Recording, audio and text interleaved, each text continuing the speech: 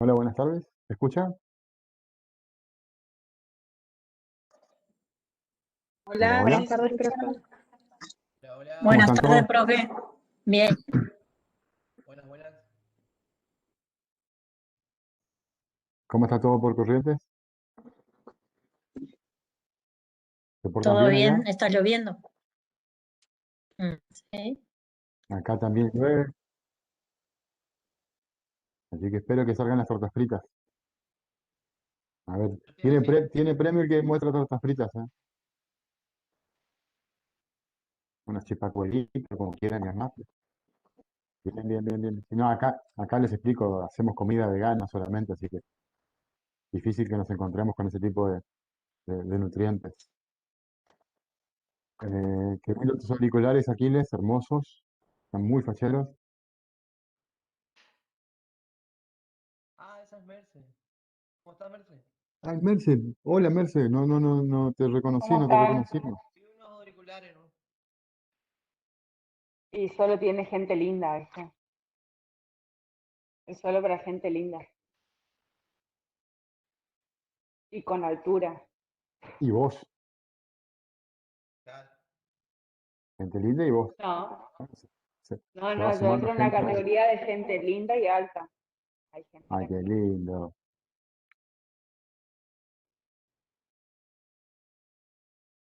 Se van sumando los amigos, qué lindo. Todas esas caras feas, no somos los únicos. Esperen que voy activando la asistencia.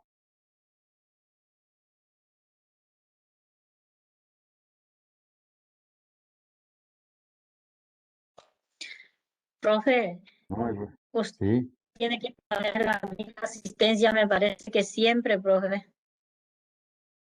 No, María, te explico. A mí me parece una planilla, ¿sí? Que yo no puedo modificar, ¿sí? Es una planilla que de hecho todavía me dice no hay registros.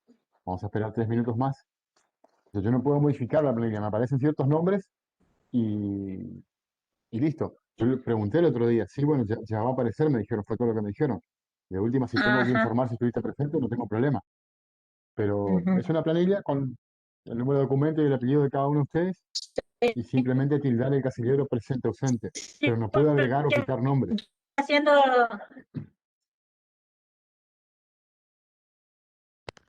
O como dijiste, María, no te escuché. en la planilla. ¿Cómo? La última vez no estabas. Espera, porque ahora me dicen no hay registros, no me aparece nadie. Estoy Pero en la planilla, ¿me escucha, profe? sí, por eso, eso te decía. La última vez no estabas. Todavía no estabas. Y ahora espera porque todavía no puedo activar. Lo miro de vuelta en 2 minutos. Todavía me dice que no hay registro. Y ahora lo vemos. Pero de última ya te digo, si es necesario, yo mando un correo de vuelta informando que estás presente y que no apareces en planilla. ¿Sí? De hecho, creo que esa es la única. Ahora en todo caso vamos a confirmar. Le pregunto a los demás, ¿alguno de ustedes no aparecen, no les llega el Sí. correo para marcar la asistencia? A mí, estoy igual que María. Vos también. Está perfecto. Sí. Está perfecto, perfecto, perfecto. Bueno, de última yo informo, despreocúpense con eso, ¿sí? Pero a mí lo que me habían explicado Sí, era porque que con el cambio de plan iban sí. a tardar 2 o 3 semanas en aparecer en la planilla nueva, ¿sí? Eso fue lo que me explicaron.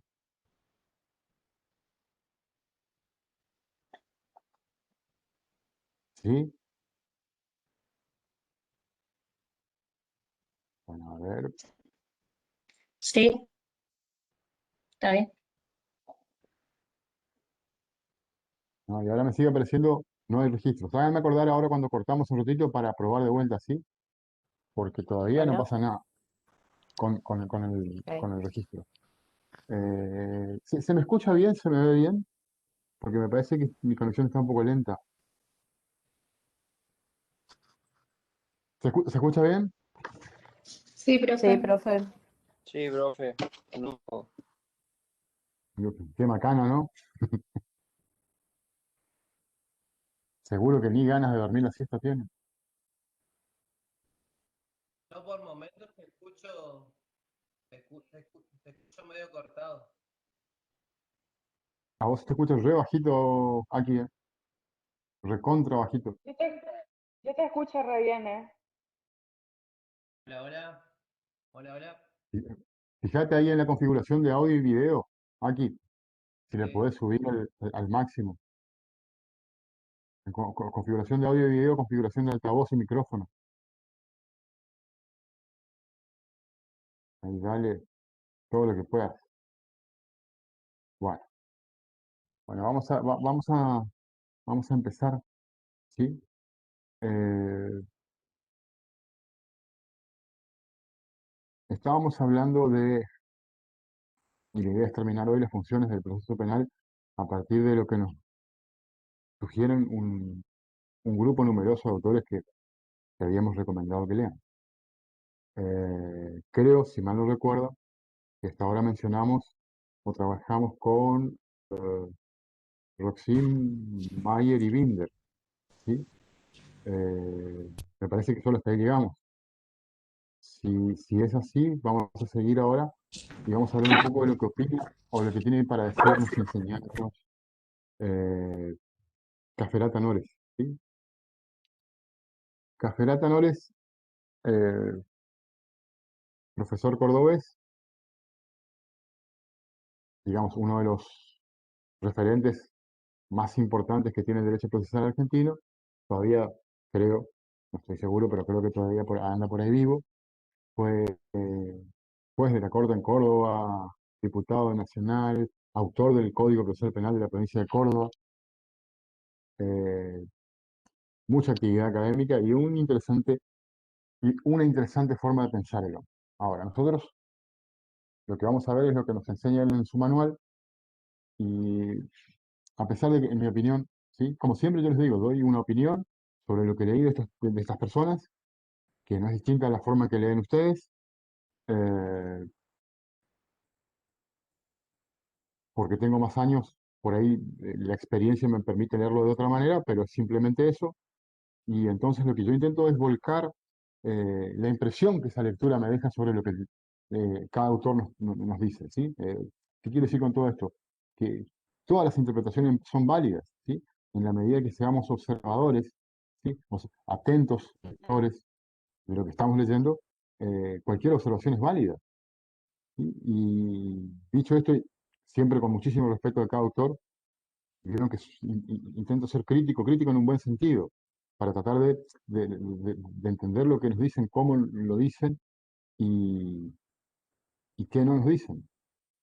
En el caso de, en el caso de Caferata, eh, creo yo que la pregunta que nosotros intentamos responder, eh, por la forma en como él ordena en su manual eh, la información vinculada con esta pregunta, a nosotros se nos presenta como desordenada, porque él no hace la pregunta explícita, o mejor dicho, a pesar de que en un capítulo hace la pregunta explícita, desarrolla varios de los puntos vinculados con esa misma pregunta unos capítulos antes.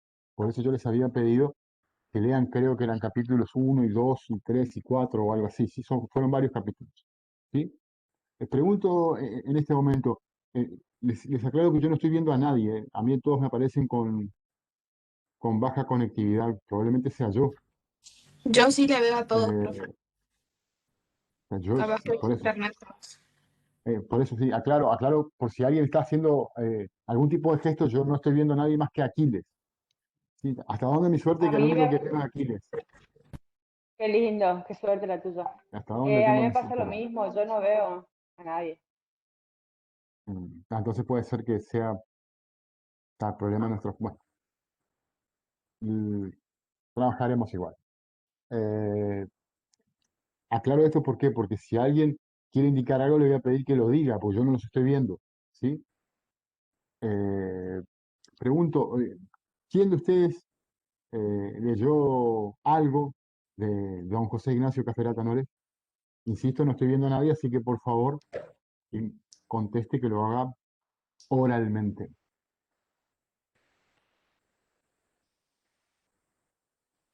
No se maten en contestar, por favor, no abrumen con tanto con tanta habilitación de micrófono. Eh, ¿nadie leyó Café Lata?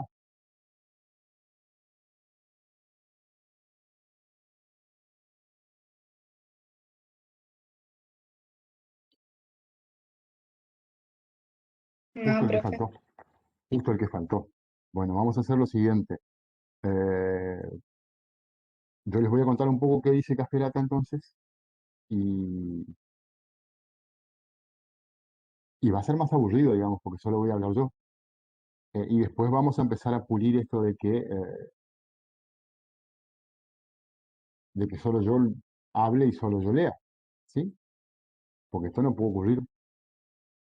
De a poco vamos a ir puliendo esto porque no es este el programa, no es este el plan y así no va a funcionar. Y fíjense que no dije no debe funcionar, sino que así no va a funcionar, prácticamente hablando, ¿sí? Es una aserción, digamos. A ver, Café Lata. Como les dije, él expone en varios capítulos algunas ideas que nos ayudan a responder la pregunta de cuál es la función del proceso penal. En un primer momento nos habla del derecho procesal penal y después, en uno de los últimos capítulos a los que dedica el tema, habla del proceso penal. Como yo les había dicho, eh, para nosotros cualquier idea de derecho procesal penal tarde o temprano nos remite al proceso penal. Por eso toda la información vinculada con lo que muchos autores trabajan dentro de la noción de derecho procesal penal, en el fondo nos sirven para definir qué es el proceso penal. ¿Sí? Como se acuerdan, yo creo que les dije más o menos así. Cualquier definición de derecho procesal penal, tarde o temprano, nos va a remitir a la idea de proceso. Es la disciplina, es la ciencia o es lo que quieran que se encarga de estudiar, de determinar, de descifrar, de definir para qué está el proceso penal. ¿Sí?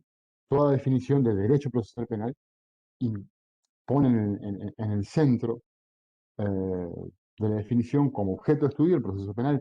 Por eso yo prefiero encarar la pregunta desde esa perspectiva, digamos, ¿sí? Porque si no sería muy simple. Es la ciencia que estudia el derecho procesal, el proceso penal que se encarga de regular cómo se lleva adelante un proceso penal. Punto, punto. Eso es todo lo que tenemos que decir del derecho procesal penal. Entonces, volviendo sobre Caferata, él, al hablar un poco del derecho procesal penal y luego del proceso penal, nos da algunas ideas que a mí me parecen muy interesantes para entender esto de qué es el proceso penal.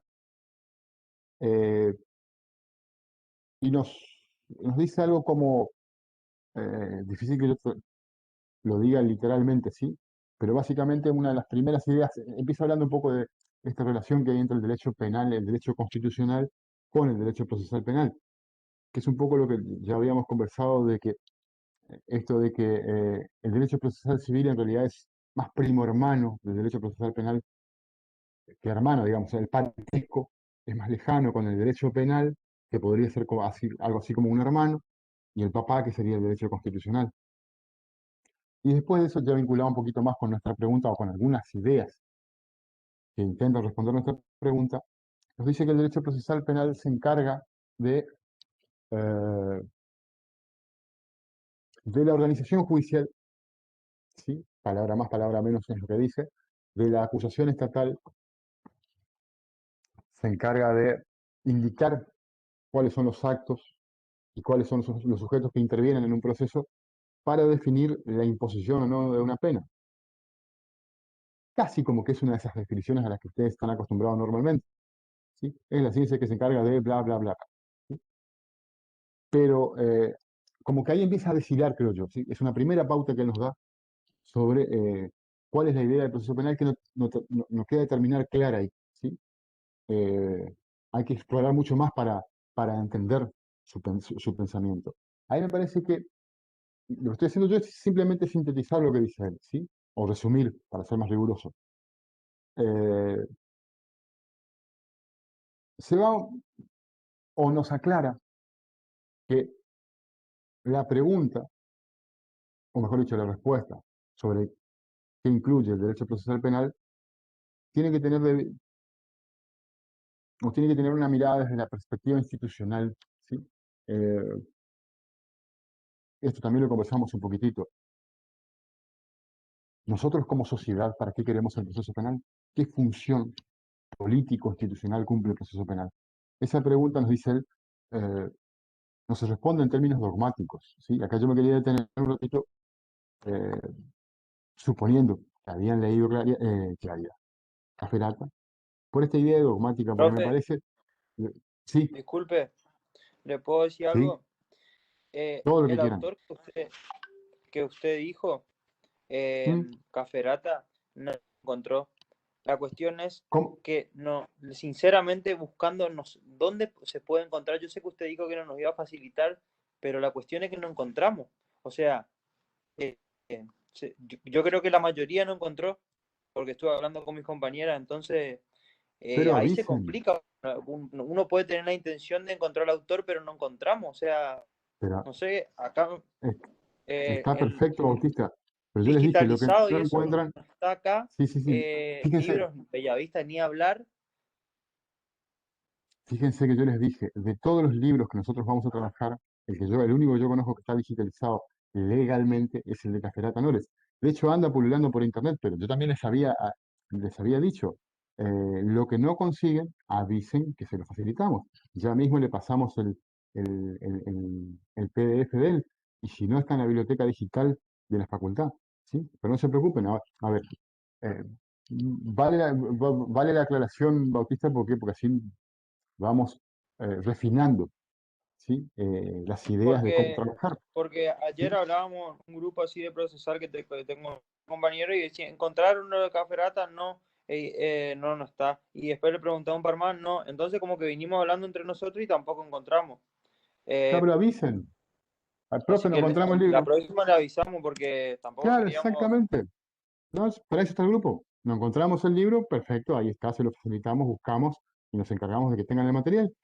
Sí, indudablemente Porque que toda esta situación la complica a verdad es todos. que la verdad es que sí nos preocupamos o sea, en buscar y en leer. La cuestión es que no encontramos, no es lo mismo si nosotros está en internet y nosotros no quisimos buscar por vago por esto, yo creo que no es así, sino que la verdad es que no encontramos, profe.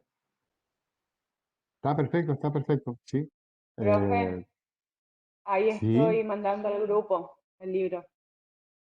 está perfecto, perfecto. Pero tan simple como es. No encontramos y ahí verse siempre predispuesta, pasaba al grupo. Pero vale este incidente, por decirlo de alguna manera, para aclarar esto. O sea, la idea es que ustedes facilitarles todo lo que sea posible, para que ustedes no pierdan tiempo en otra cosa que no sea capacitarse. ¿Sí? Eso es lo que más nos Ahí preocupa a llegó, nosotros. muchas gracias. Allá tenemos ya. Bueno, entonces, sigo con este muchacho, ¿sí? Este joven autor de no sé cuántos años tendrá, muchísimos. Eh,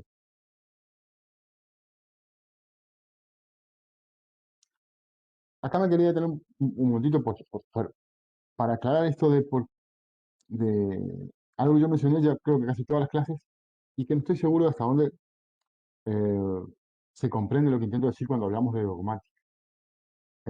Ustedes seguramente en penal, sobre todo penal uno, habrán oído mencionar dogmática y muchas veces, probablemente en introducción o en cualquier otra materia donde ya han hablado de interpretación de la ley, aparece la idea de la interpretación dogmática, ¿sí? Para decirlo muy simplemente, ¿sí? Y para que la forma en como nosotros vamos a utilizar la expresión interpretación dogmática que va a estar permanentemente empleada, eh, se refiere a el análisis de un sistema normativo. Las reglas que componen un sistema normativo, cuando son analizadas una regla en el contexto de todo el sistema de reglas de ese sistema normativo, estamos hablando de interpretación dogmática y es algo que hacemos permanentemente, ¿sí? Cuando nosotros pongamos un ejemplo, penal 2 para hablar de ejemplos que ustedes pueden conocer. A ver, no sé, el agravante de, qué sé yo, del homicidio por el vínculo, ¿sí? Bueno, a ver, perfecto. ¿Y en qué caso se graba? Y bueno, ¿cuáles son los vínculos? Vamos al derecho de familia. El derecho de familia nos habla de esto, perfecto. Entonces, entendemos, interpretamos y a partir de ahí aplicamos la norma, el 80 inciso 1, ¿sí? Diciendo que aquel que mata a los ascendientes, descendientes, al cónyuge, ¿sí? Acaba de cometer un homicidio agravado por el vínculo, ¿sí? La interpretación dogmática, en definitiva, parte de la idea de no salir del sistema normativo para encontrar las respuestas. yo no puedo incluir en una interpretación de tipo dogmática razonamientos políticos, institucionales, económicos, sociales, culturales. Todo eso queda fuera de la interpretación dogmática, ¿sí? Entonces, yo analizo una norma desde el propio texto de la norma y eventualmente aplico otras normas para entenderlo mejor del mismo sistema, estoy hablando de interpretación dogmática. Y eso, insisto, ustedes hacen permanentemente. ¿Sí?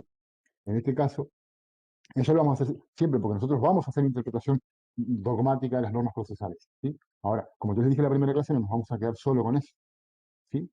Eh, y Caferata nos dice en este caso, la respuesta a cuál es la función del proceso penal, ¿sí? No se puede encontrar dentro de la dogmática, es decir, por definición la dogmática no va a responder para qué está ella misma, para qué está el sistema normativo.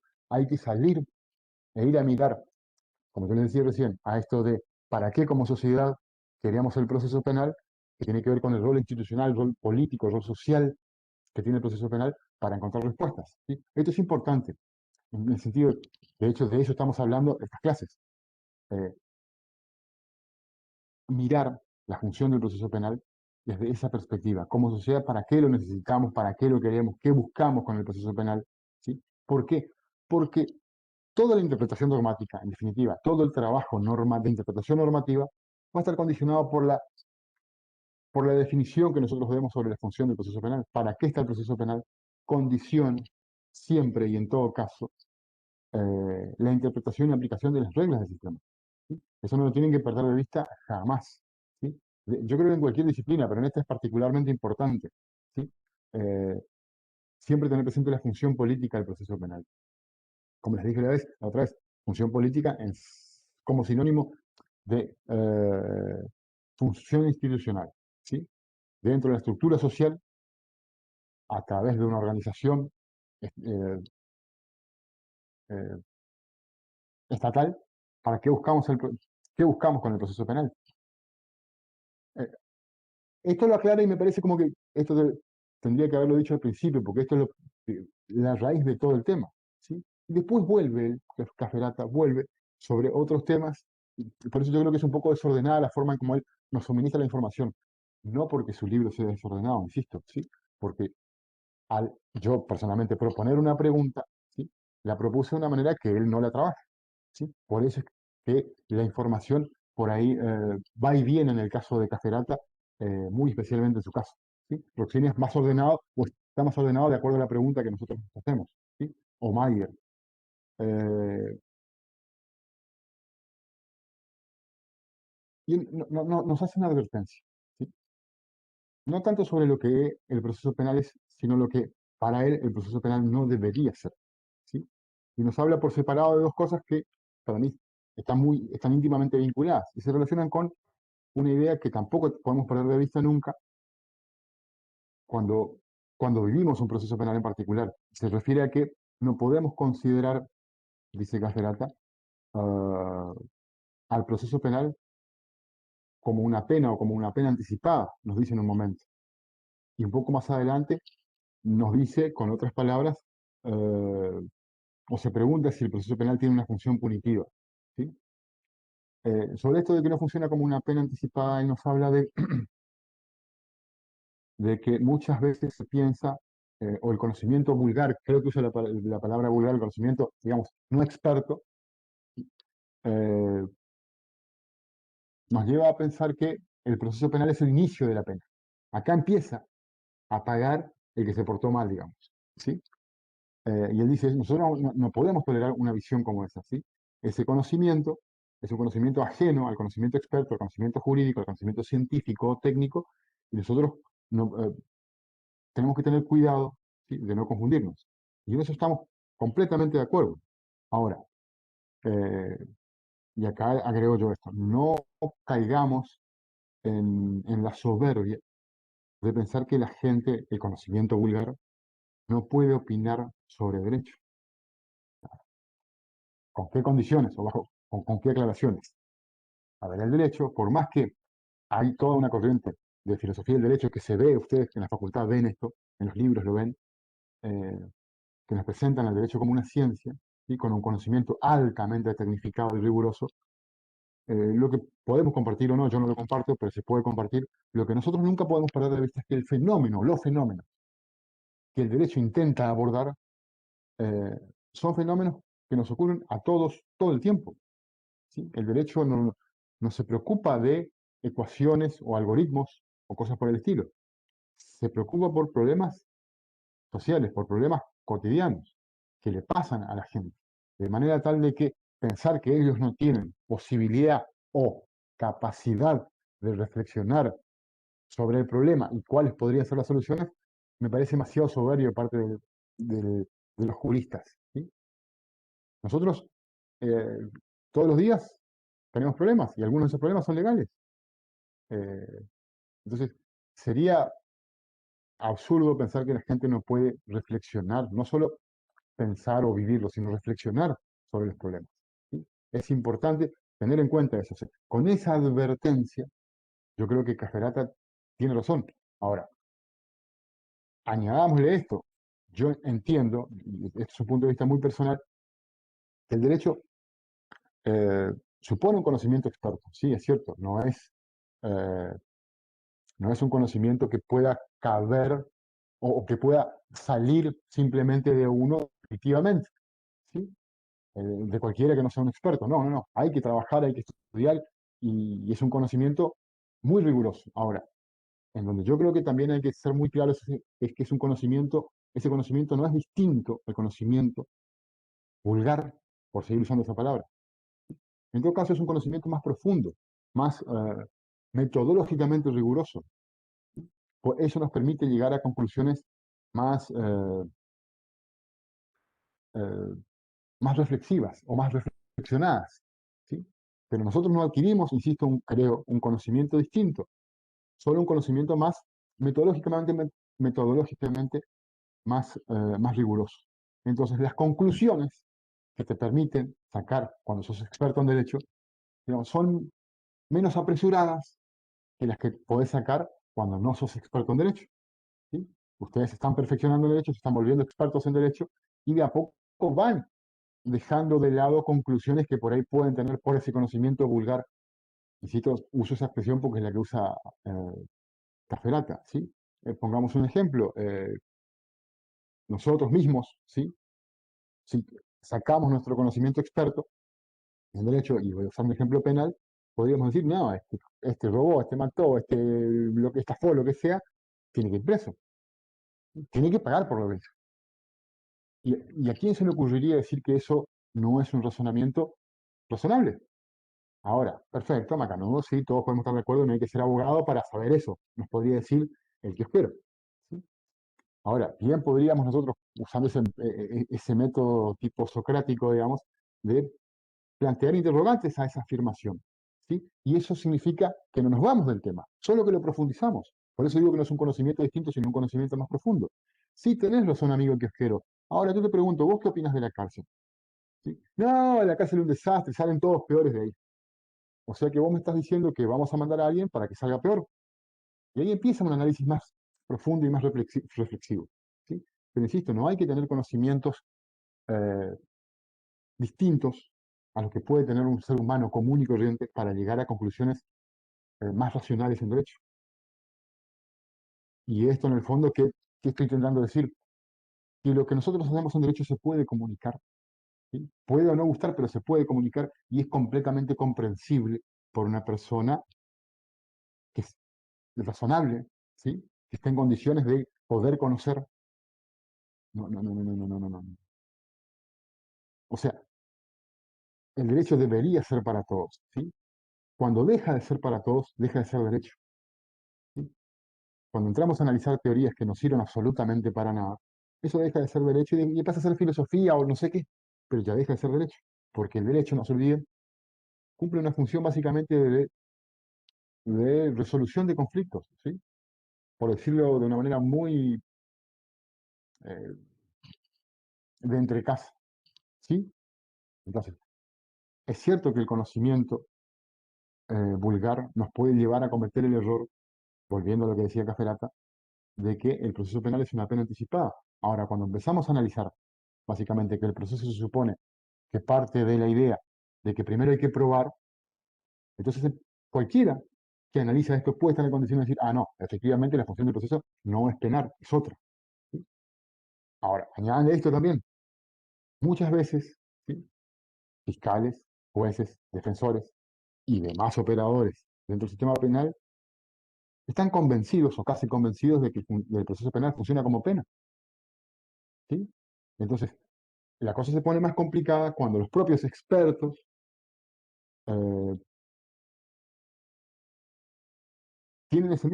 llegan a la misma conclusión que la que llega el conocimiento vulgar. A lo sumo le disfrazarán en una frase en latín o algo por el estilo, pero en definitiva, ¿por qué yo lo meto preso? Y porque mirá a quién robó, ¿sí? O mirá cómo robó, o mirá lo que sea. ¿Sí? Pero en definitiva, es el mismo conocimiento que tiene el kiosquero con el que recién estábamos discutiendo. Y aplica el derecho de la misma manera que aplicaría el kiosquero. Entonces, ese conocimiento científico, yo digo conocimiento profesional, me parece que en definitiva, eh, por negar su origen social y su origen simple, es para todos, ¿sí? Su origen popular, bueno, esa palabra por ahí puede molestar a alguno, pero el origen nos cabe a todos, ¿sí? Hace que en definitiva mezclemos todo. Y esto me lleva al otro que decía el Caferata. Eh, el proceso penal tiene una función punitiva. Y él dice, no, el proceso penal no puede tener una función punitiva en consecuencia de que no lo podemos considerar, a consecuencia de que no lo podemos considerar como una pena anticipada. Macanudo, yo puedo estar de acuerdo con vos en la medida que nos pongamos primero de acuerdo sobre qué significa para vos punitivo, ¿sí? Porque punitivo puede ser considerado desde varios puntos de vista. Y entiendo yo, y por ahí algunos si tienen en algún momento la posibilidad de leerlo, podemos discutirlo, porque por ahí yo les dije esto en la clase pasada, un paréntesis. Todos los años nosotros aprendemos, junto con ustedes, muchas cosas. ¿Sí? Por ejemplo, ahora vamos a hablar más adelante de algunas conclusiones a las que arribamos nosotros gracias a los aportes que hicieron los chicos el año pasado, eh, sobre la posición de Binder, por ejemplo. ¿Sí? Eh, entonces, si por ahí ustedes pueden, algunos de ustedes leer después Caferata, y por ahí nos puede hacer, a todos, ¿no? Nos puede dar luz sobre algo que por ahí yo consideraba que no estaba muy claro. ¿Sí? En cualquier caso, yo entiendo que Caferata no aclara muy bien a qué se refiere con punitivo. De modo que yo interpreto, y es solo mi interpretación, insisto, porque él no la aclara, de que él usa la expresión punitivo en sentido de pena formal. ¿Sí? Las penas que prevé el Código Penal, artículo 5, ¿sí? Prisión, reclusión, multa e inhabilitación.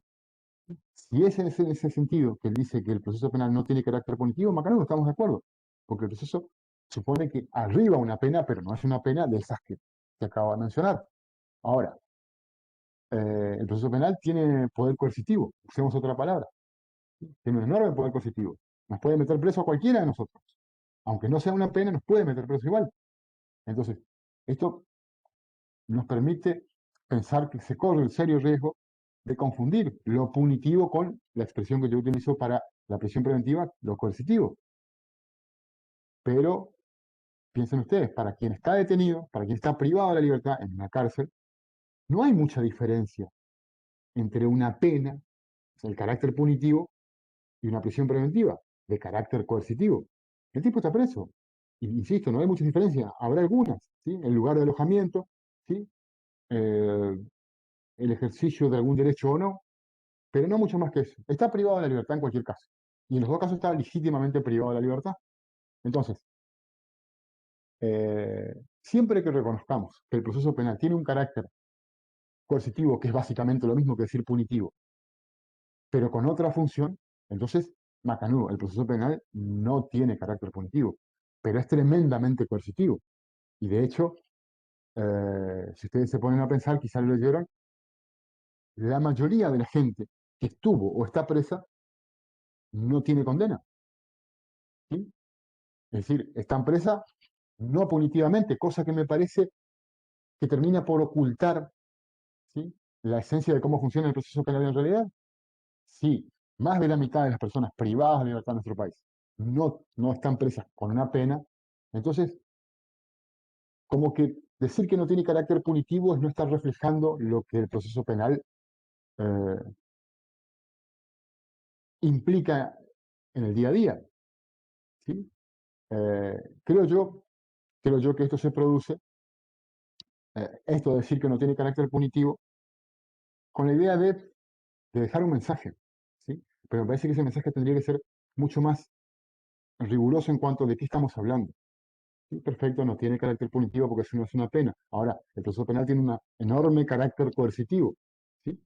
Y lo que me parece peligroso es que se confundan, ¿sí? Como les decía recién, muchos jueces, fiscales, defensores, a partir de ese conocimiento vulgar, opinan, como opina cualquier otro que no sea experto, y aplican el derecho de esa misma manera, solo que le ponen una frase en latín que aprendieron en la facultad, ¿sí? O en algún diccionario de latín que deben tener en su biblioteca. Entonces, está muy lindo y es muy bonito que nos digan que el proceso penal no tiene carácter punitivo, pero en la práctica se confunden ese carácter coercitivo con ese carácter punitivo porque básicamente tienen la misma naturaleza en las dos situaciones, ¿sí? Un preso privado de la libertad por prisión preventiva que por imposición de pena, con una condena impuesta. Al confundirse las dos cosas, entonces nos encontramos, con, por ejemplo, con este fenómeno de la realidad, más de la mitad de las personas privadas de la libertad no están condenados, ¿sí? Decir que no es punitivo me parece que es como mentirnos a nosotros mismos.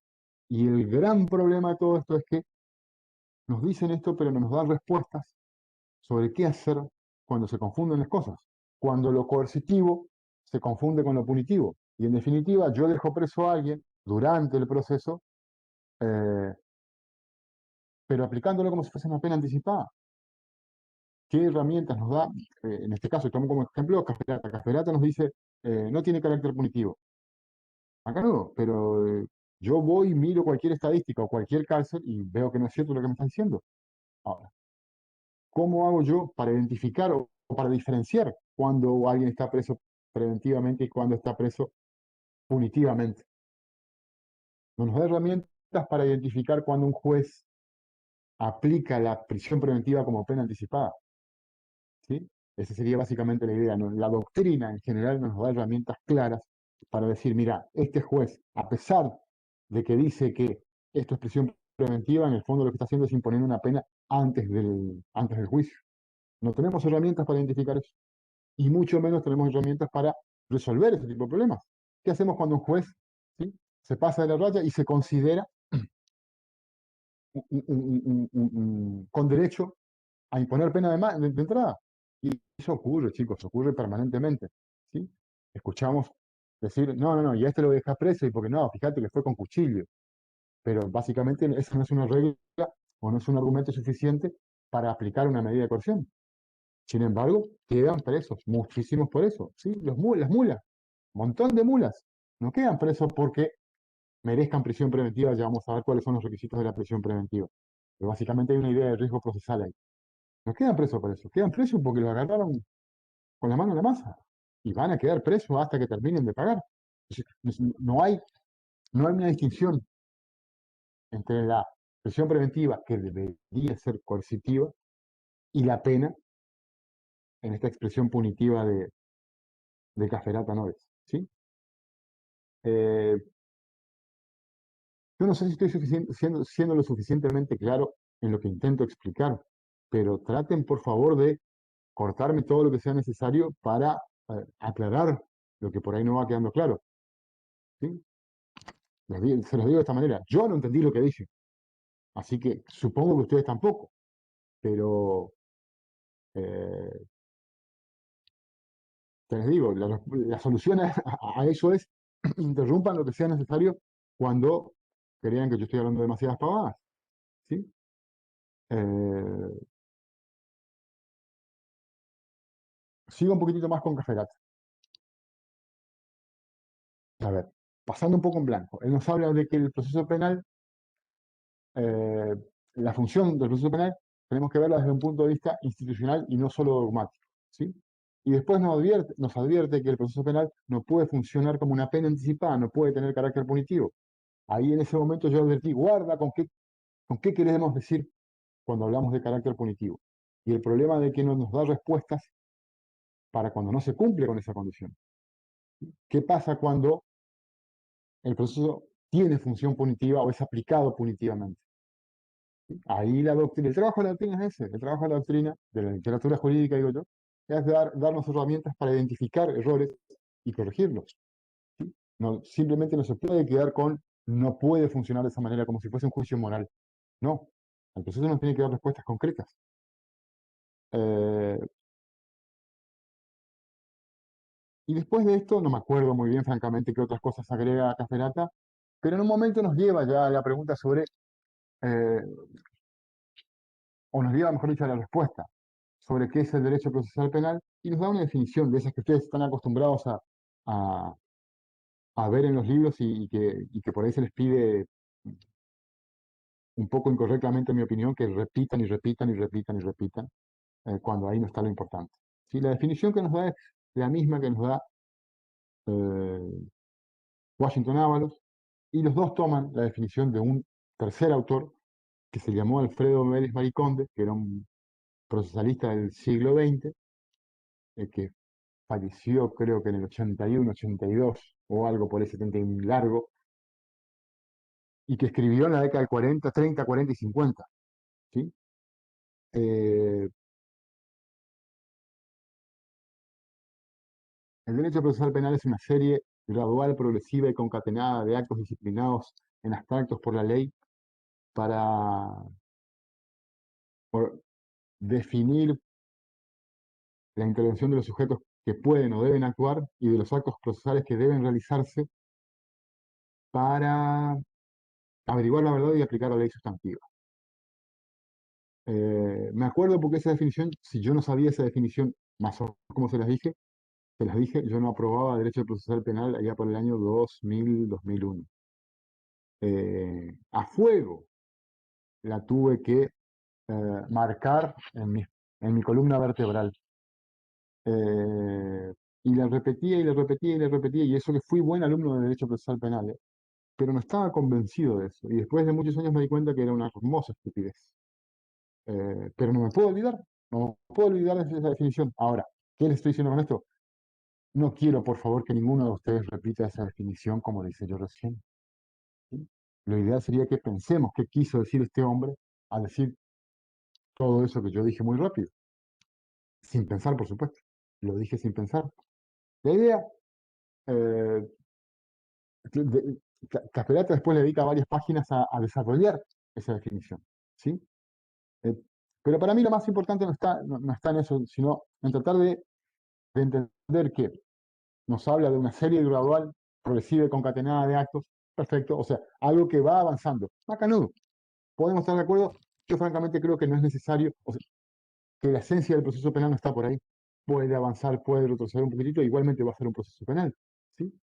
Eh, Creo que donde habría que poner el acento es en esto de averiguar la verdad y aplicar la ley penal, que está en todos los otros autores que hasta ahora vimos.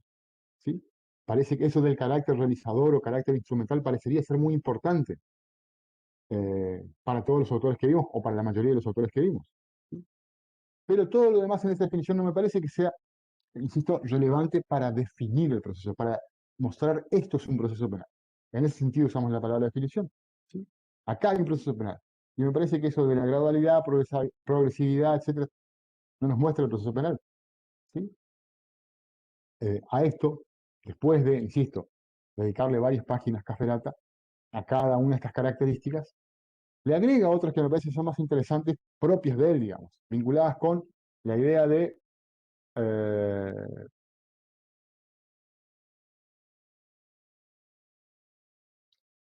primero sí, bueno, los fines, ¿sí? El fin del proceso dice, palabra más, palabra menos, deberíamos pensar que el proceso penal se encarga de asegurar, de garantizarle, ¿sí?, un mecanismo al acusador para que pruebe su caso, para que pruebe la verdad de lo que él dice que ocurrió. ¿Sí? Entonces, me parece que ahí aparece una idea también interesante sobre esto de partir de una hipótesis. ¿Sí? O sea, la acusación tiene que partir de una hipótesis, ¿sí?, y esa hipótesis tiene que ser validada o no en el proceso. Y nos añade otros componentes, como la importancia de que el destinatario de esa hipótesis, es decir, el acusado, también tenga la oportunidad, la posibilidad real, verdadera de verdad, de poder demostrar que eso no es cierto o no es tan cierto. que me parece que agrega, en mi opinión, un condimento interesante para definir la verdadera esencia del proceso penal. Y después de esto le agrega algo que, la verdad, no está muy desarrollado en el proceso penal, el derecho procesal contemporáneo, nos mató a todos, la idea de solución del conflicto. Él la expone casi al pasar, y es un tema que todavía el derecho procesal penal argentino no exploró seriamente como una... Hay muchos trabajos sobre la solución del conflicto en el proceso penal, solo que es muy incipiente o es muy poco lo que podemos encontrar sobre esa idea de solución del conflicto como función del proceso penal. ¿Sí? La idea de solución del conflicto nos trae algo que el proceso penal nunca tuvo en estas latitudes del planeta. El proceso penal, ustedes habrán visto un poco con lo que conversamos, más o menos todos mencionan esta idea realizadora, que más o menos nos sugiere la idea de averiguar qué fue lo que pasó, si el tipo fue, y al final imponer una pena si es que se confirmó que el tipo fue. Entonces, básicamente ese es el camino que tiene el proceso penal. Ahora, aparece, tomamos un modelo anglosajón, digamos, y le añadimos cosas distintas. Entonces, un proceso penal hoy en día puede ni siquiera discutir si el tipo fue o no fue. Eh, Aquiles y yo le denuncio a Aquiles porque cometió un delito y viene el proceso penal y me dice, mira, en vez de averiguar si es cierto lo que vos dijiste, ¿por qué ustedes no se juntan? ¿Sí? Se ponen de acuerdo, concilian y se terminó el problema acá. Ah, dale. Porque la verdad que a mí no me sirve que el tipo vaya preso. No me sirve en absoluto. Yo quiero que me devuelva lo que me afanó. Bueno, yo te voy a devolver, no te preocupes. Sí, sí, sí, yo mañana te traigo una moto igual a la que te afané. Pongo un ejemplo, ¿no? Y se terminó el problema ahí. Y de hecho, vamos a suponer que él me diga, mira, yo no quiero tener problemas con vos. ¿Sí? Yo no estoy de acuerdo con que lo que vos decís que yo hice. Pero yo no quiero, no me interesa saber que hay posibilidades de que yo pueda ir preso. ¿Sí? Entonces, vamos a arreglar de alguna manera y acá nos olvidamos el problema. ¿Sí? Yo pierdo mucho solo con el hecho de ser imputado en un caso penal o tener que perder tiempo yendo a juicio. Así que arreglamos acá. Entonces, la idea de la verdad misma desaparece cuando traemos al proceso penal la idea de conflicto, de resolución de conflicto. Y la respuesta no necesariamente es punitiva, ¿sí? Puede ser reparatoria, o pongan el nombre que quieran, ¿sí? Conciliatoria, amistosa, fraternal, ¿sí? Lo que quieran, romántica, lo que quieran. Pero en definitiva, el proceso penal legítimamente se clausura sin que nadie vaya preso, ¿sí? A pesar de que respondió de una manera distinta. Y no nos interesa si el tipo fue o no fue. Nos interesa que las partes se pusieron de acuerdo. Lo más probable es que haya sido, pero no vamos a averiguar ni nos interesa. O sea, jurídicamente hablando, no tenemos interés en averiguar. Arreglaron las partes o lo van a hacer, macanudo, acá queda. Entonces, eso como que trastoca toda la idea de cuál sería la función del proceso penal, que me parece, insisto, no está del todo explorada por los procesalistas. Mi gato está reclamando comida. Esperen un segundito.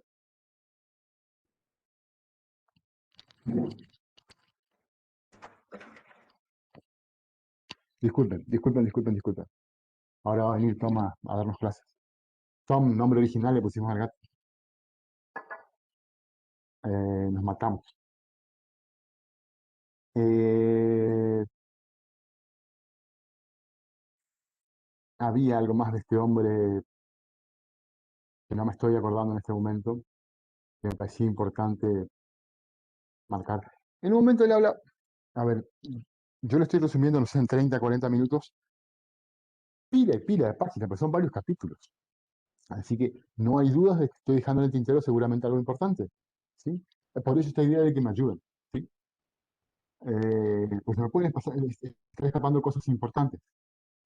Otra cosa que me pareció interesante, o que me parece interesante destacar de él, es en un momento él se pregunta por si acaso la función del proceso penal es legitimar la persecución penal, es decir, el proceso penal aparece para permitir que se pueda perseguir y condenar a alguien, ¿sí? En el sentido, legitima la persecución penal, o para limitarla, es decir, asume el proceso penal que la persecución penal existe, es un poder del Estado, ¿sí? Entonces el proceso funciona como, como condicionante de la validez de esa persecución y la eventual pena. Y bueno, básicamente nos dice que, bueno, sí, deberíamos verlo desde este segundo punto de vista. No tanto legitimar, sino limitar el poder de persecución del Estado, ¿sí? Por supuesto que lo que él dice, por ahí nosotros lo vemos acá y vamos a estar casi de acuerdo en gran parte, y de hecho yo creo que la mayoría de los que estudian o se preguntan en términos conceptuales cuál es la función del proceso penal, eh, van a estar de acuerdo en que iría más por el lado de limitar que por el lado de legitimar la persecución penal. El poder penal, el poder estatal de penar, ¿sí?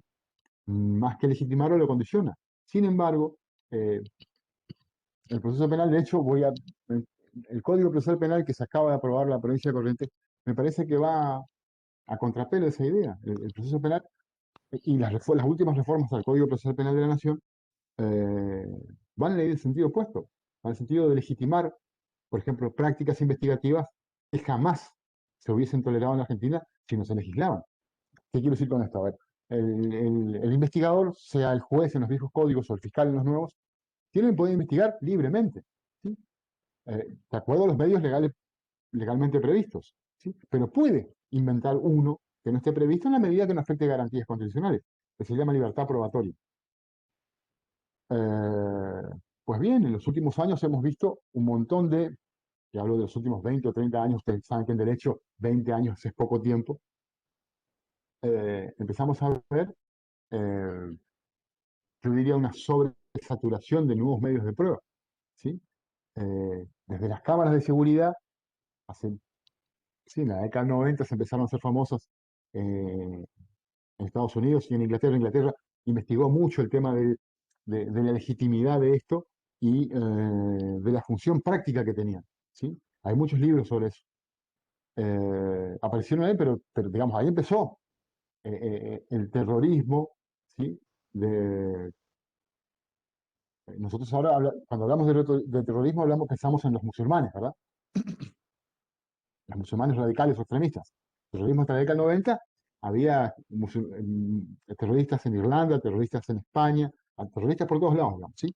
Pero de cualquier manera, eh, el ataque a las Torres Gemelas, ¿sí? En Estados Unidos fue un antes y un después en muchísimas cosas. Y entre otras, válido, ¿sí? Métodos de interrogación prohibidos, o sea, que hasta ese momento estaban prohibidos, métodos de captación de información que jamás a nadie se le hubiese ocurrido, y se empezaron, digamos, se empezaron a caer, a bajar, geográficamente hablando, hasta el hemisferio sur, y se empezaron a admitir.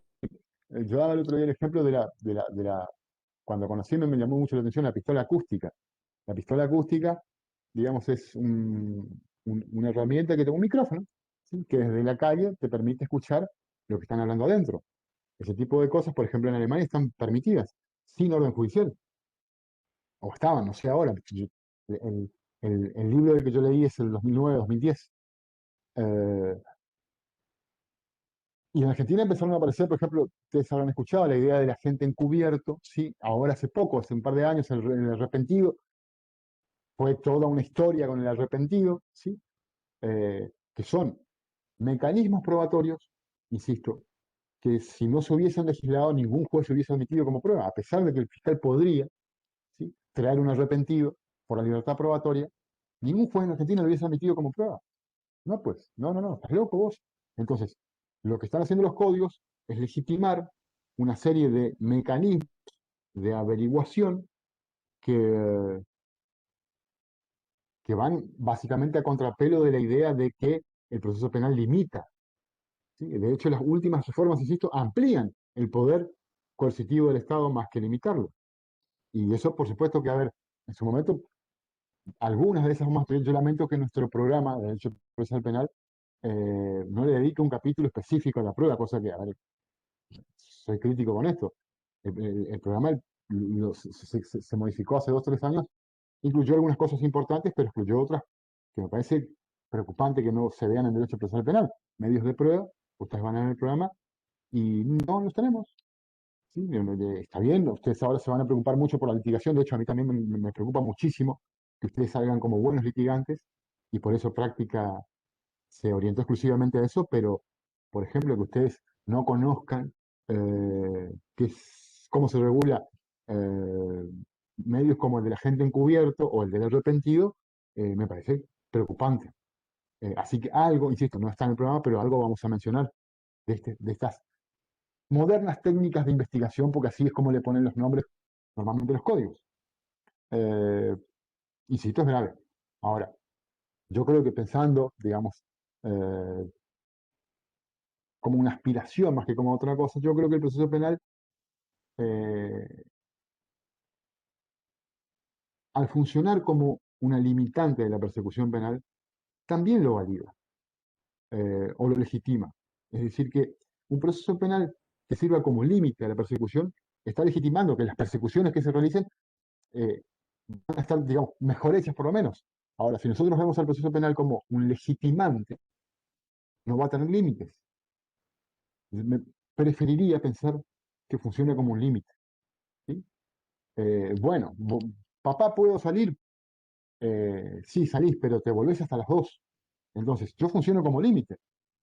Y si volvés antes de las 2, estuviste legitimada perfectamente o legitimado perfectamente a salir a vagar. En ese sentido, digo yo, legitimar, perdón, limitar a la vez legitima. ¿Sí? Eh, la otra sería, papá, voy a salir sin tu permiso. ¿Sí? Y no tengo límites. En ese sentido, creo yo que no sé si es exactamente lo que quiere decir Caferata, pero me parece que es el mensaje que se interpreta de lo que él dice, ¿sí? A ver, cuando yo digo, en mi opinión, estoy hablando de lo que yo pienso que dice Caferata, ¿sí?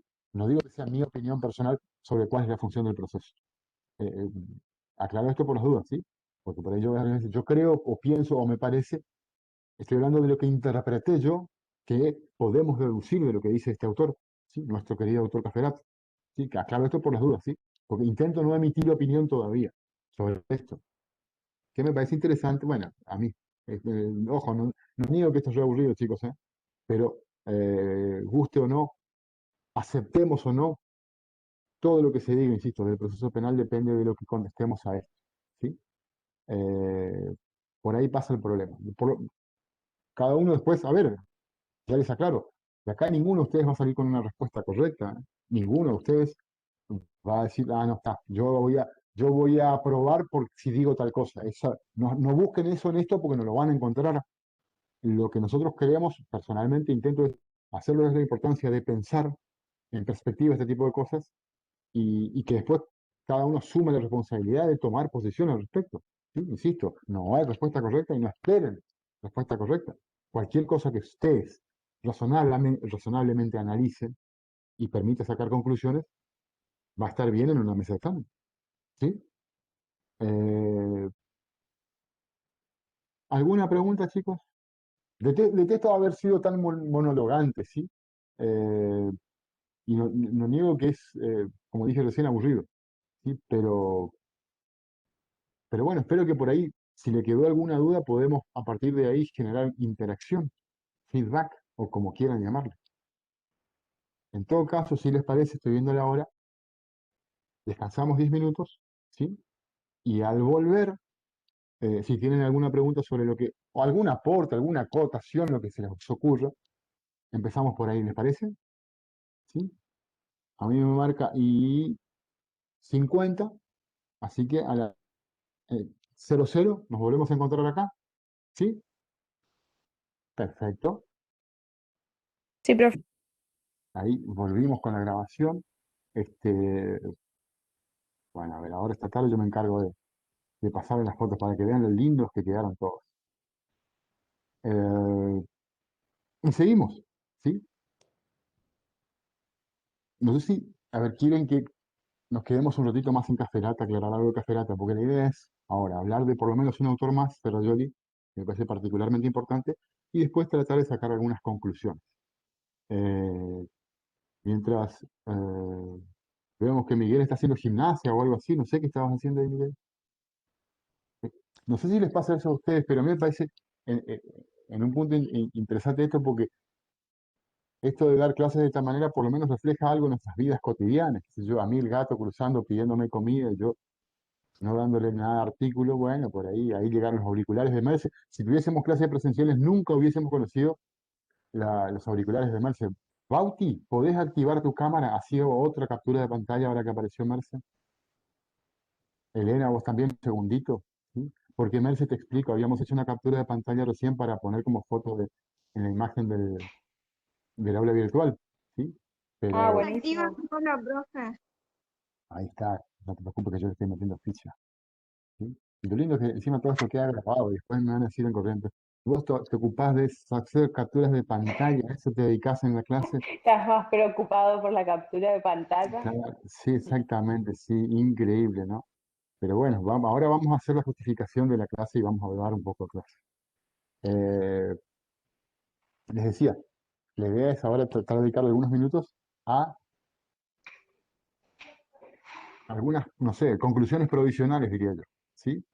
Eh, Así que, en todo caso, si les parece, yo les comento algo de Ferrajoli y después intentamos reducir algunas cositas, ¿sí? Ayudarlos a que ustedes saquen sus conclusiones. Es básicamente esa es la idea de todo este ejercicio. Eh, pero de vuelta, les digo esto, para que esto sea más entretenido, corten, si quieren hablar del clima, hablamos del clima, pero que sea esto un poco más dinámico, ¿sí? Eh, porque creo que ustedes, al igual que yo, piensan esta modalidad de por sí es aburrida, ¿sí? Profe, Agotadora, ¿sí? yo estuve leyendo Mm. ahí en el entretiempo, digamos, el autor ahí que pasó en Interrelaciones y me pareció interesante una parte que hace referencia a cuál es o cuál debería ser la función del Estado y que no estaría funcionando, digamos, que el autor que usted marcó recién y le quería comentar porque me pareció interesante que dice que, que, digamos, la función de prevención de delitos, de que la prevención de delitos es la que no estaría funcionando en el Estado, que, que una vez que ya se cometen delitos, digamos, lo que hacen es tratar que las condiciones, digamos, sociales, eso es lo que se debería hacer, digamos, que se preocupen por las condiciones sociales para poder evitar la comisión del delito y no solamente enfocarse en lo que es el castigo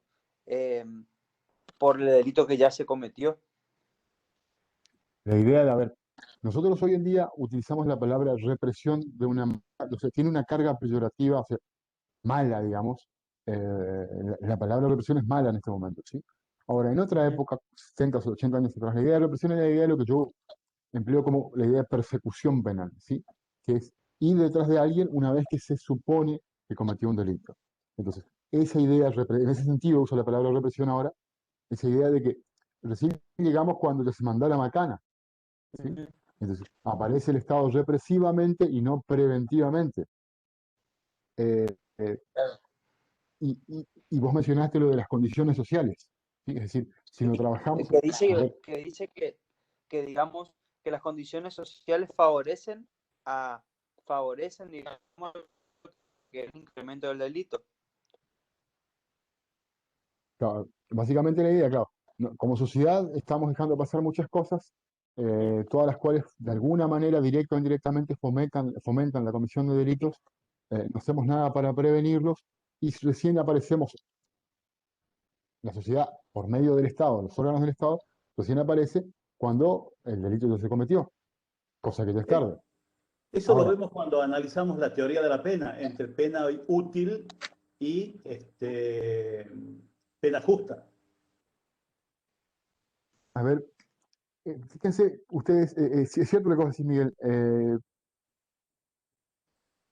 primero que nada, la interrelación que hay entre el derecho penal, particularmente la teoría de la pena, y el derecho procesal penal es increíble, ¿sí? Nosotros en procesal penal, de hecho, con penal 2 solo lo utilizamos para tomar ejemplos, un homicidio, un hurto, un abuso, lo que sea, ¿sí? Ahora, los problemas con penal 1 son muy estrechos, precisamente desde esta perspectiva que estamos intentando ahora trabajar. Pensar en fines, funciones, objetivos, alcances, límites, ¿sí? De la pena, y eso condiciona lo que digamos sobre el proceso penal, ¿sí? Hay una articulación permanente y recíproca entre lo que se diga de una, en una y otra cosa. Ahora, sobre esto que mencionó Bautista, eh, yo les doy mi punto de vista, ¿sí? Ustedes, digamos, pueden encontrar mucho material sobre esto. De hecho, como también mencionaba Miguel, ustedes algo de esto ya lo vieron en Penal 1. Y déjenme que yo sea un poco, porque es lo que van a notar prácticamente todo el cuatrimestre, un poco el pelo en la leche, la quinta pata al gato, o el palo en la rueda, o como quieran llamarme. Pero a mí me parece, honestamente, lo digo con muchísimo respeto, pero me parece muy fácil para un jurista, ¿sí? O para un procesalista cuestionar algo que no tiene que ver estrechamente con el derecho procesal penal o con el proceso penal, como es la actividad de prevención, ¿sí? Voy a partir de acá, me voy a ir un poco atrás eh, para que se entienda, intentar explicarme mejor. Eh, el proceso penal y la pena, ambos, asumen siempre, o sea, por definición, por naturaleza, solo aparecen cuando se cometió un delito, ¿sí? Entonces, la función del sistema penal, represivo, represivo en el sentido de que utilicé hoy, buscando una condena, digamos, no reventándole a todo el mundo, por definición, asume que tiene que haberse cometido un delito, o por lo menos afirmarse que se cometió un delito. No puede actuar antes. Y fíjense, yo trato de ser muy cuidadoso con cada palabra que utilizo. No puede. Hablo en términos de deber ser, ¿sí? Y a mí me parece preocupante que el proceso penal quiera actuar antes, porque dejaría de ser una función judicial para ser una función del Poder Ejecutivo, administrativo. Y ahí vuelvo a lo que les dije recién. Nosotros somos expertos, ¿sí? En derecho, ¿sí? Y en lo que estamos hablando acá de derecho penal, ¿sí? Aplicación de normas penales o de las consecuencias jurídicas eh, por, por la existencia de conflictos vinculados con el derecho penal, ¿sí? Intento ser académico al hablar en este momento. En pocas palabras, yo sé de delitos y de penas, y de hecho yo sé de cómo procesar, cómo juzgar delitos y penas. Ese es Esa es el área de mi experticia, de mi conocimiento experto, ¿sí? La tarea de prevención es una tarea ajena por completo al derecho penal. Y de hecho, mi título de abogado no me da ninguna herramienta ni ninguna capacidad especial para trabajar en esa área. Los abogados creemos cuando nos recibimos que por el simple hecho de tener el título de abogado ya somos buenos investigadores, ya somos buenos interrogadores, que estamos en condiciones de hacer pericias o de plantear cuestiones periciales, y todo eso es un conocimiento distinto al del derecho. El planteo que vos estás haciendo, o mejor dicho, lo que vos estás comentando sobre el planteo que hace el autor, Bauti, es un problema de criminología, que es una disciplina completamente distinta a la nuestra. Me parece gratuito, ¿sí? Y de muy poco respeto a los criminólogos, que nosotros nos metamos en el área de prevención sin saber demasiado sobre prevención, ¿sí? Eh, eh, es un mundo aparte. Yo les dije, creo que en una clase fue a ustedes, creo que les dije, eh, yo no quiero, francamente, yo no quiero meterme en el gobierno y ser, uso la expresión que usamos normalmente, yo no quiero ser político, ¿sí? Es decir, funcionario del Poder Ejecutivo, en ese sentido uso la palabra político, porque no quiero estar capacitado. A mí me dicen, vení como ministro de Seguridad. A mí me dicen, vení como juez de la Corte. Y yo me animo, de cara dura que soy, me voy a la Corte Suprema, de recontra cara dura que soy, pero hasta ahí llega mi cara durez. ¿Quieres ser ministro de Seguridad? ¿Secretario de Seguridad? No, porque no estoy preparado para eso, no estoy capacitado. Tendría que reprepararme, empezar de vuelta, para ver cómo hacemos para prevenir delitos, ¿sí? Es un mundo completamente distinto al de reprimir, y nosotros estudiamos y nos preparamos para eso, para la etapa de represión del delito. Entonces, por ejemplo, por lo que mencionabas vos, el autor dice, como muchos autores que por ahí tiran estos comentarios, las condiciones sociales, o sea, hacemos todo socialmente para que se cometan más delitos, ¿sí? Y aumenta el delito. Yo honestamente no sé si el delito aumenta. Uno mira las estadísticas que cada tanto publican los organismos oficiales, y la curva o las curvas que hay que prestar atención no parecen haber variado mucho cuando se miden es complicado esto para explicar por acá, digamos, pero uno puede medir en términos absolutos o en términos relativos. Términos absolutos es la cantidad de delitos que se cometen, ¿sí? El número, ¿sí? Vamos a poner un ejemplo. En Pasos Libres, el año pasado se cometieron, pongo un número, 10.000 delitos, ¿sí? Uso el ejemplo libreño porque lo conozco mejor, chicos, ¿sí? Multiplíquenlo por 5 y tendrán probablemente el de Corrientes. Bueno, se cometieron 10.000 delitos, perfecto. Sin embargo, estamos en el 2021. Sin embargo, en el 2011, 10 años atrás, se cometieron nada más que 7.000 u 8.000 delitos. Entonces, ¿hay un incremento absoluto? Sí, porque estamos mirando los números. Ahora, si analizamos con el incremento de la población, ¿sí? Ahí pasa a ser en términos relativos y que nos da una idea más clara. En el 2011, ¿cuántos habitantes tenía? Pongo números, sí, había 40.000, ahora hay 50.000. Ah, entonces, ¿cuánto incrementó la población? En tanto por ciento. ¿Cuánto incrementó el delito? En el mismo porcentaje. Entonces, un criminólogo te diría, el crecimiento, en realidad, fue o está vinculado directamente con el crecimiento poblacional, pero eso no nos sugiere que hay un mayor índice de inseguridad. Fíjense que se complica un poco el análisis cuando entras a trabajar con términos estadísticos. Pero no sé si entendió más o menos lo que quise explicar. Pero, entonces, yo, sin ser experto, no puedo decir exactamente y a ciencia cierta que de hecho el delito se haya incrementado.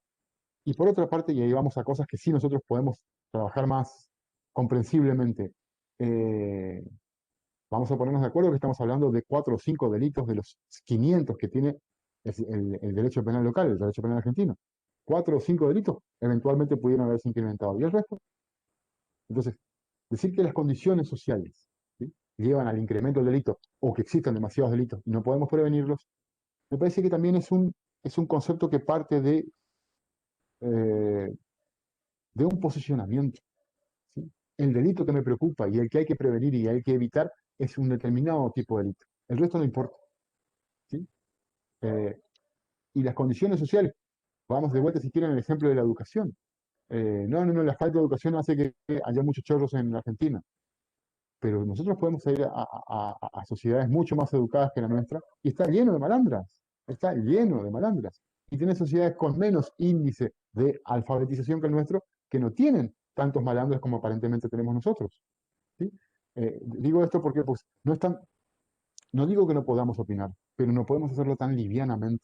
Ojo, no estoy hablando de ninguno de nosotros, sino de todos nosotros, ¿sí? Especialmente los que escriben, ¿sí? Ellos deberían ser más cautos con cómo nos presentan la información. A mí, francamente, y esto sí es muy personal, a mí me preocupa que siempre, cuando hablemos del delito, estemos hablando de los chorros. Por suerte, digo por suerte, porque se visibilizó otro problema, que es todos los delitos vinculados con el género, que era algo que nosotros teníamos oculto. Y hasta hace 20 años no se hablaba de este tema. Ahora, por suerte, se habla, pero me encantaría que se hablen de otros temas, otro tipo de violencias, ¿sí? No solo físicas, digamos, ¿sí? Eh, los delitos de cuello blanco, ¿sí? O de guante blanco, como quieran. Y es un problema que en Argentina sigue siendo un problema académico. Es un problema solo académico. De hecho, en la Facultad de Derecho se lo estudia muy poco. Se lo menciona, ¿sí? Aquellos que estudian sociología estudian más de ese tema que los que estudian abogacía.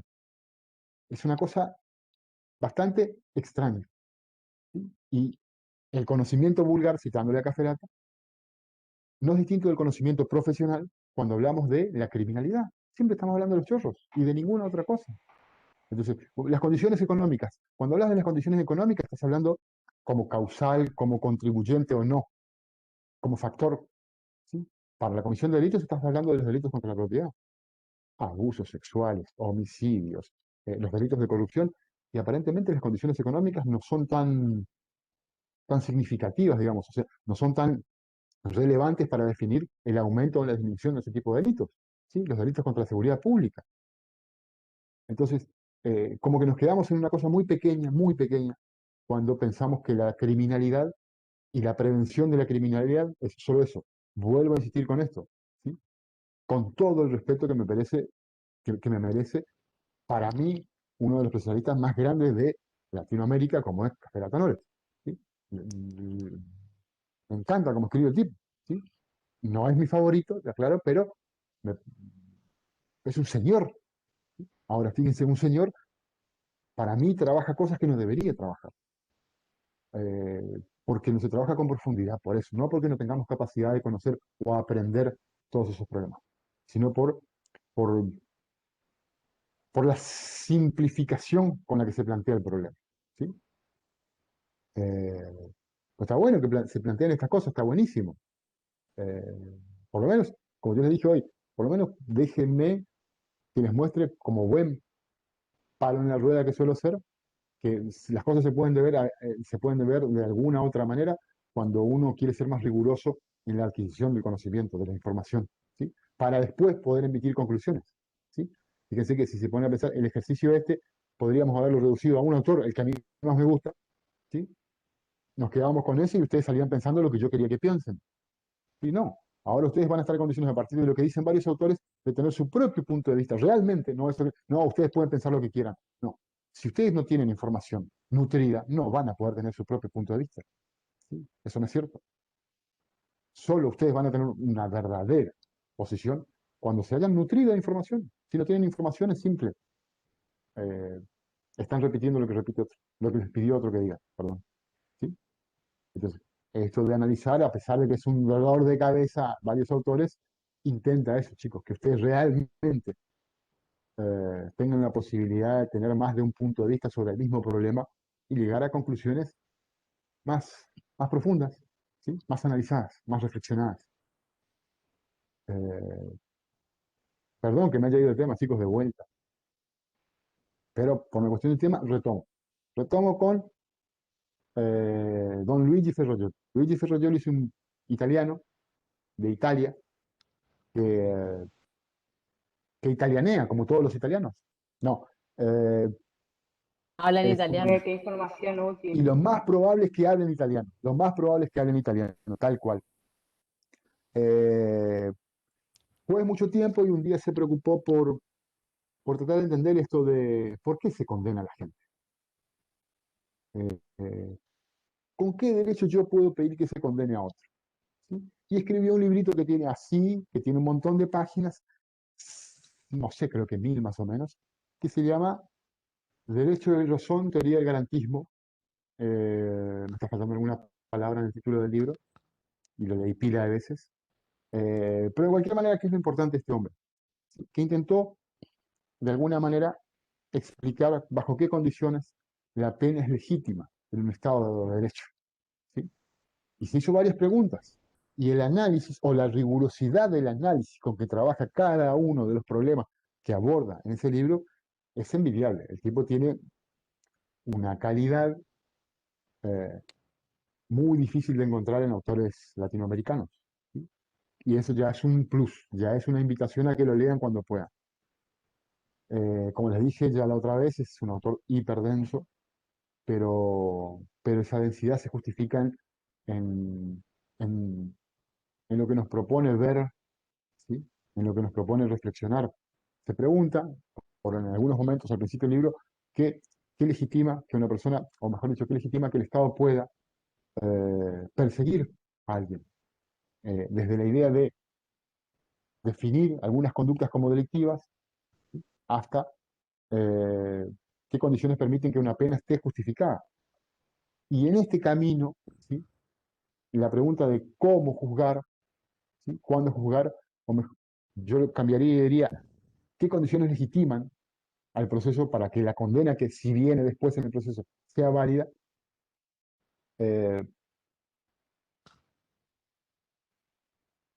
lo digo de otra manera, ¿sí? Porque no me salió bien. Eh, el proceso penal, en este razonamiento de él, ¿sí? Tiene una idea legitimadora. Él intenta legitimar el proceso penal, ¿sí? Eh, pero dice, para eso tiene que cumplir ciertas condiciones.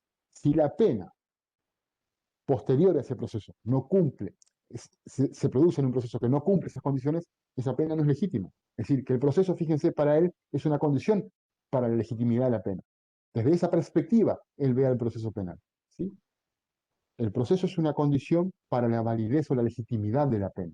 Ahora, el proceso en sí mismo es, para Ferrajoli, una garantía del ciudadano, una garantía del individuo. Eh, lo que nos llevaría a nosotros a pensar en la idea de juicio previo, ¿sí? Nadie se puede ser condenado sin juicio previo, fundado en ley, bla, bla, bla, bla. Bueno, básicamente el proceso para él en sí mismo ya es una garantía. Así que si quieren pensarlo con palabras de Caferata, lo que nos estaría diciendo es que el proceso penal tiene una función limitadora del poder de persecución penal. ¿Sí? Ahora, el proceso penal, para cumplir con ese rol de validar una condena, tiene que cumplir ciertas condiciones. Y él empieza hablando, o menciona básicamente tres. Jurisdiccionalidad, eh,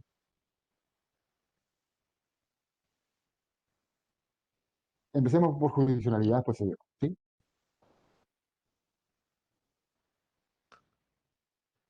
A ver cómo explico esta parte. Esta parte para mí me parece muy importante. Él habla desde la idea de que el proceso penal necesita sí o sí de cumplir con esta condición, jurisdiccionalidad. Ustedes saben muy bien, siempre que nos estemos refiriendo a la jurisdiccionalidad, estamos hablando del juez. O sea, ¿quién representa la jurisdiccionalidad en el proceso judicial? El juez, ¿sí? Las partes, la bilateralidad, digamos, ¿sí? Pero entonces, él nos dice, y nos dice muy explícitamente, el proceso penal necesita cumplir con esta garantía de que exista un juez, ¿sí? Y menciona en ese momento la idea de, o un poquito después, la idea de la venganza privada. Es decir, el juez, con otras palabras, mucho mejor, explica Ferro Joly, el juez viene a suplir, ¿sí?, a la venganza privada. ¿Se acuerdan que Roxin también había mencionado la idea de venganza privada? El proceso penal es una consecuencia de la prohibición de la venganza privada. Ahora, me parece que Ferro Joly desarrolla muchísimo mejor esta idea. Cuando nos dice que la prohibición de la venganza privada tiene que ver con una noción cultural. Nosotros consideramos en algún momento de la historia que la venganza privada, la reacción por mano propia, llámenle como quieran, hoy en día, eh, eh, la expresión no jurídica con la que por ahí vemos la venganza privada es el linchamiento, ¿sí? Los agarran en la esquina entre todos los muchachos del barrio del Chorro y los fajan. Eso es venganza privada, ¿sí? Hoy en día lo conocemos como linchamiento. Bueno, la idea, ¿sí?, si tenemos en cuenta todo esto que estoy diciendo, entonces me parece que queda más claro lo que intenta decir Ferro. La venganza privada es normalmente un acto irreflexivo. Y la forma de responder ante la macana que se mandó el autor del delito es irracional, es exagerada, es desproporcionada, ¿sí? Entonces, nosotros necesitamos, dice Ferrajoli, que eso no se produzca al interior del proceso penal, ¿sí? Y por eso necesitamos el juez. Ahora, como yo siempre digo, y el otro día lo estábamos conversando con Aquiles, me acuerdo, si nosotros nos quedamos o simplificamos el razonamiento a decir que la garantía de jurisdiccionalidad, según Ferrajoli, es nada más que la existencia de un juez, no estamos diciendo nada. Es una estupidez, es una pavada, es obvio. Todos ustedes ya saben que jurisdiccional significa juez. ¿Por qué vamos a seguir estudiando después de 25 años el mismo tema? ¿Sí?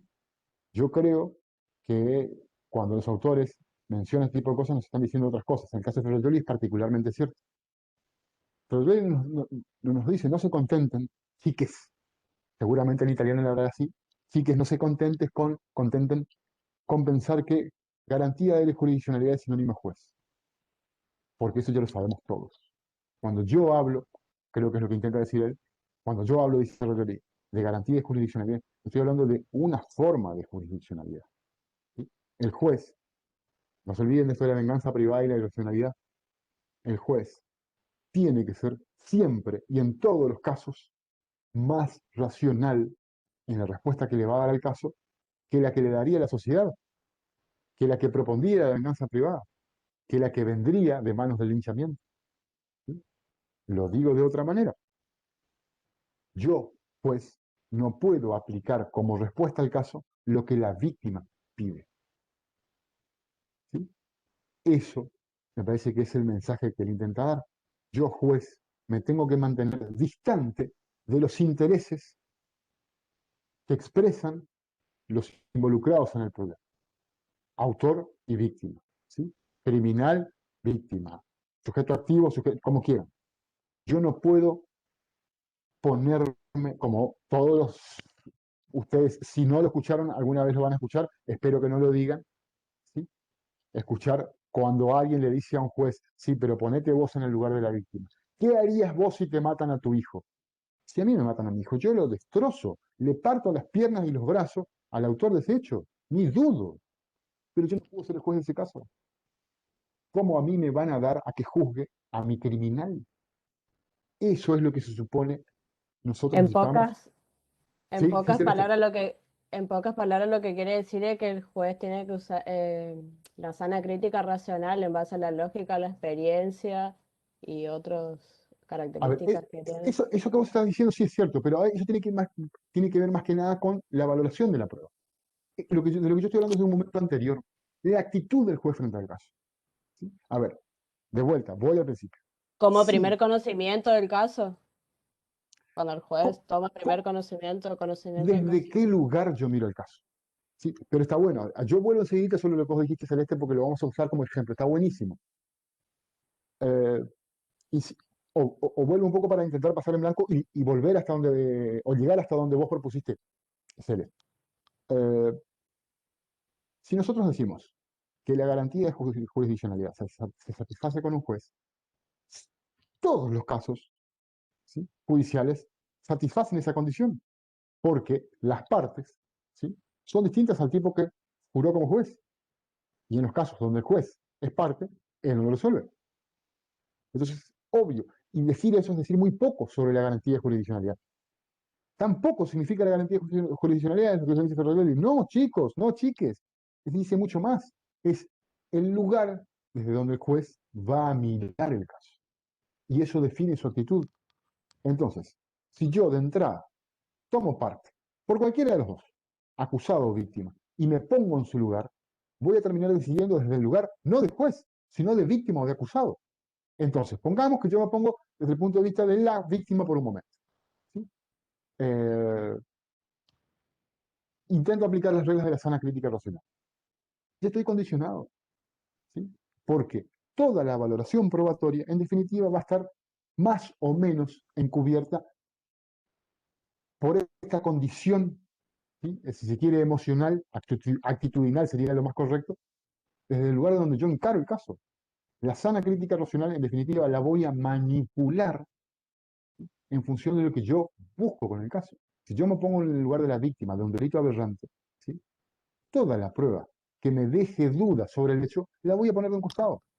¿Sí? Y toda la prueba que valide lo que yo quiero decidir, lo voy a poner al frente. Y es lo que voy a poner sobre la mesa. ¿Sí? Lo demás lo saco. ¿Por qué? Porque mi actitud fue, hijo de puta, tiene que pagar. Mira la barbaridad que hizo. Ahora vamos a Profe, hablar del acusado. ¿Sí? ¿Quién habló? yo, Elena, Sí, eso Elena. no suele suceder en la mayoría de los casos cuando los jueces regularmente se ponen más a favor de lo que dice el fiscal que de lo, que de las garantías que tiene el imputado.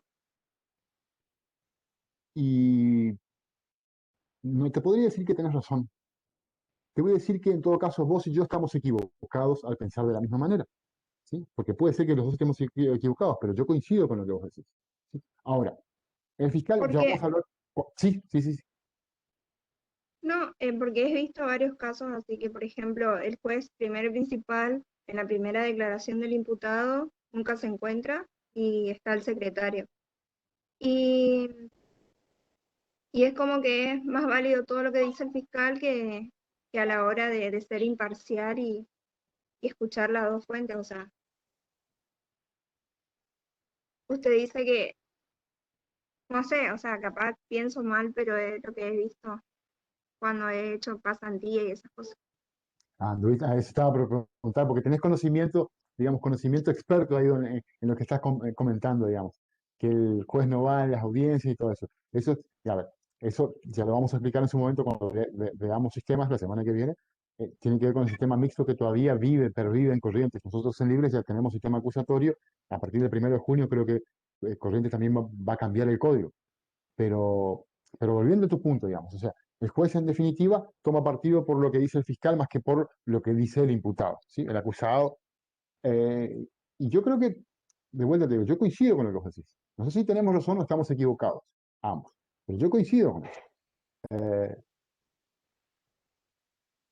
básicamente, a ver, cuando hablemos de sujetos procesales, que va a ser lo que sigue a sistemas procesales, la semana que viene, vamos a hablar un poco del juez y vamos a intentar complementar un poquito lo que estamos diciendo ahora. Y después vamos a hablar del fiscal y de cuál es en realidad el interés que él debe perseguir, ¿sí? Institucionalmente hablando, ¿sí? Pero por ahora, digamos que vamos a suponer que él tiene que proteger los intereses de la víctima, ¿sí? Insisto, esto lo vamos a matizar cuando hablemos del fiscal, ¿sí? Macanudo, porque de última es una parte en sentido procesal, ¿sí? Lo que legitimaría o permitiría que él no piense tanto en el imputado y piense más en la víctima. Sí, insisto, esto es para matizar porque tiene que aclararse en su momento oportuno. Pero por ahora lo dejamos ahí.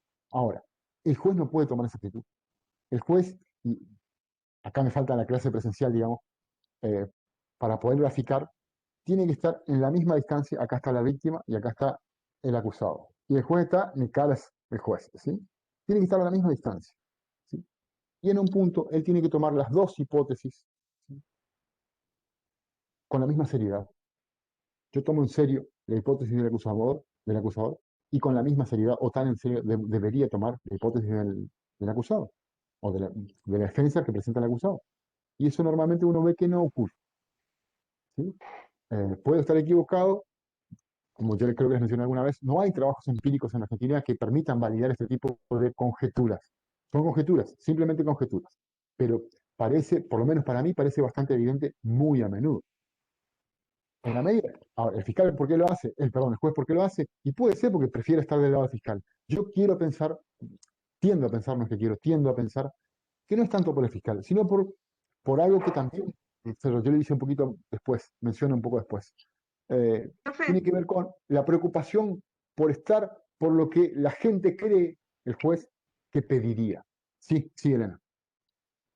también he visto ahí, mientras hacía la pasantía, que muchos jueces no se toman el trabajo de leer un caso, o sea, regularmente leen así un resumen de qué se trata y es como que están súper, em, o sea, hay demasiados casos y es como que no se toman en serio el El trabajo, es tiempo como un caso necesario más. para...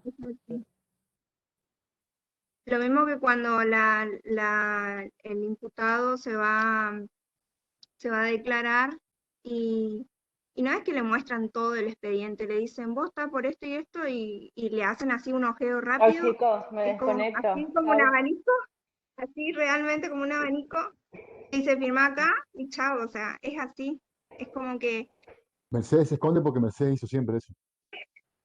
No, mentira, Eh, nunca hice y ni jamás lo haría, ni lo volvería a hacer. la todo lo que vos mayoría lo estás diciendo, hace, pero todo lo que vos estás diciendo es cierto se volvió y se algo ve. tan consuetudinario que Y el problema, bueno, vos te estás metiendo en un tema que me parece que es como para un curso entero de antropología, esto de lo de consuetudinario. Al punto de que se llegan a validar y cuando alguien plantea que las cosas se hagan de otra manera, por ejemplo, no, el imputado tiene derecho a conocer la prueba y, y todos te miran, ¿de qué pavada estás hablando vos? ¿Sí? Porque lo consuetudinario terminó siendo la norma, lo normal, ¿sí? Entonces la norma jurídica desaparece. ¿Sí? Eso, ¿se acuerdan que ustedes habrán estudiado en la introducción? Las prácticas judiciales están llenas de derecho consuetudinario. ¿Sí? ¿Qué criterio tiene el juez? Es lo que preguntan los fiscales y Plan, los abogados. ¿Sí? sí, ¿Cómo?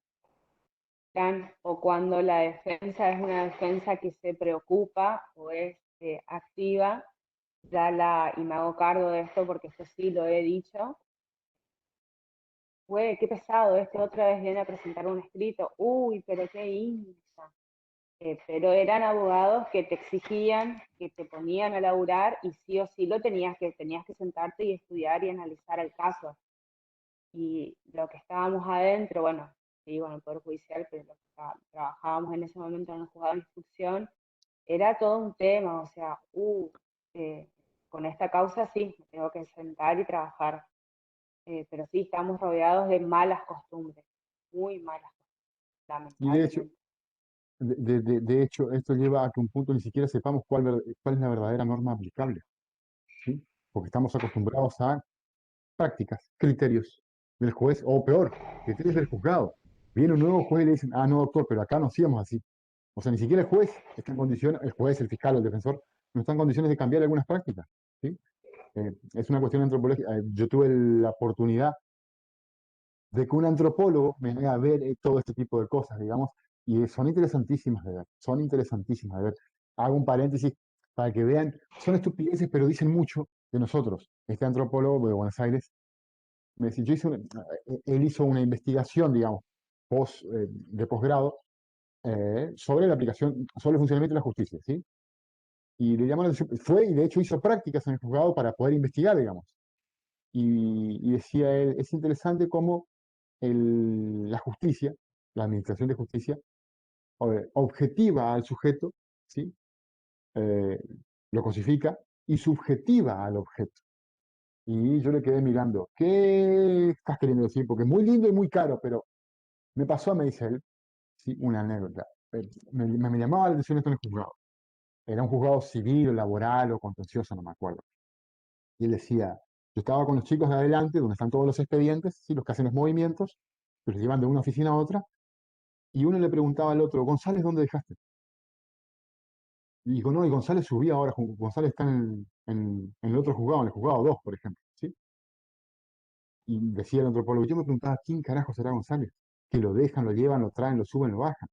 Hasta que no aguantó y le preguntó, ¿quién es González? No, González el expediente, donde está un tipo de apellido González como actor o demandado, no me acuerdo, ¿sí? Pero para la gente de ese juzgado, González era el expediente, ¿sí?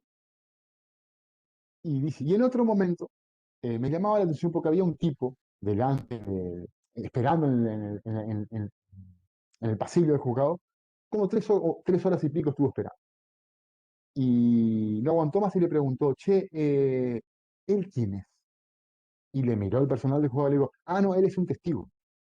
Entonces, González era el expediente y la persona que estaba esperando era un testigo. ¿Cómo? Entonces, subjetivamos la cosa, González, y cosificamos al sujeto, el testigo. No tiene ni nombre ni apellido. Y al proceso le interesa solo en tanto y en cuanto sea testigo, ¿sí? Y es muy difícil que esas prácticas porque todos decimos, no somos de carne y hueso, los números, pero en la práctica esto ocurre permanentemente, ¿sí? Esta anécdota en paréntesis para mostrar cómo, por ejemplo, la antropología tiene algo para enseñarnos muy, muy valioso de nuestro día a día jurídico, ¿sí? Volviendo sobre el tema, a ver, varias de las cosas que mencionó Elena las vamos a trabajar cuando hablemos de sujetos procesales y cuando hablemos de la etapa preparatoria, ¿sí? Así que quedan pendientes, pero está muy bueno lo que aportaste, Elena, ¿sí? Pero ahora, simplemente para terminar con esto, cortamos. Aparte, como que me quitas la sorpresa si ya hablo de cosas que tengo que hablar acá dentro de un mes, ¿sí? 5 minutos, Bueno, a ver, Ferrajoli. Entonces, lo importante, siempre queda Ferrajoli pendiente en algún punto. Lo importante es que este hombre nos hace ver eh, que una tontería tan simple, ustedes llegan a quinto año, están repodridos de hablar del juez y de los roles procesales, su juez, actor, demandado. Pues él les hace ver o intenta hacerles ver que el contenido, lo que tiene que quedar incluido dentro de la expresión juez, es mucho más que simplemente haber jurado o tener la torre, ¿sí? La jurisdiccionalidad es un rol y por tanto se desempeña, ¿sí? No es un título que se tiene, ¿sí? Yo no decir soy juez, ¿sí? Significa todos los días desempeñar el rol, ¿sí? Más allá de tener el cargo. Eso es lo que en otras palabras intenta decirnos él. Entonces, un tipo de juez sería para nosotros el que satisface la garantía de jurisdiccionalidad, no cualquier juez. Y esto, digamos, le añade eh, que podemos encontrar distintos tipos de jueces. Y nos habla del juez o de la jurisdicción, el modo sustancialista de ejercer la jurisdicción y el modo procesalista, dice él, ¿sí? El modo sustancialista es aquel juez básicamente que no se basa en realidad en la prueba, ¿sí? Para decidir, ¿sí? Por eso dice él que es un modelo decisionista en el sentido de que la decisión de él vale por la autoridad que tiene, no por la información o los fundamentos, la información que obtuvo o los fundamentos que da, ¿sí? Él fue porque yo lo digo. No me interesa si la prueba lo dice o no. Yo lo digo y punto. Ese es el modelo decisionista. Por supuesto que este tipo de jueces los vemos todos los días, ¿sí? No, no exponen en sus sentencias un razonamiento explícito como ese, de acá hay que hacer lo que yo digo porque yo soy juez. No, se basa también y expone a partir de la prueba, ¿sí? Eh, pero la prueba en realidad no funciona como el factor que determina la decisión, ¿sí? La prueba funciona nada más que como un justificador de la decisión.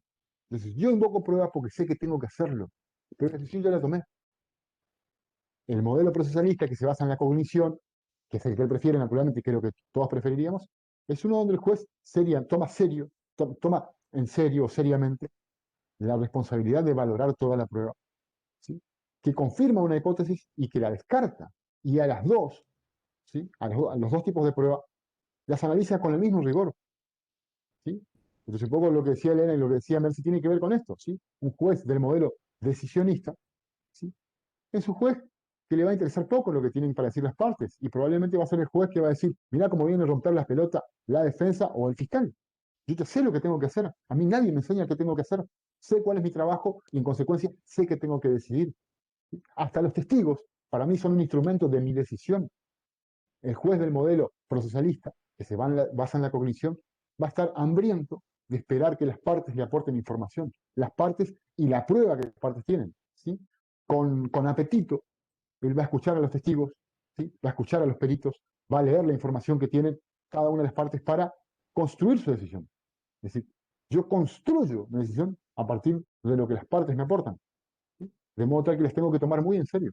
Y ninguna hipótesis, por más trasnochada que parezca, la tengo que rechazar desde el principio. Es difícil entonces encontrar un juez que cuestione a un abogado cuando plantea o pide un montón de cosas, como decía Merce.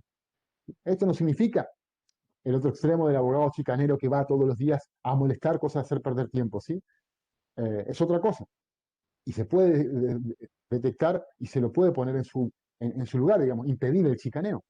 Pero ante la duda él prefiere escuchar, aun cuando sepa que puede ser para perder tiempo, pero aún cuando el abogado venga a mí porque quiere hacerme perder tiempo, yo voy a escuchar lo que tiene para decir, porque a pesar de su intención, lo que tenga para decir quizás sea importante, ¿sí?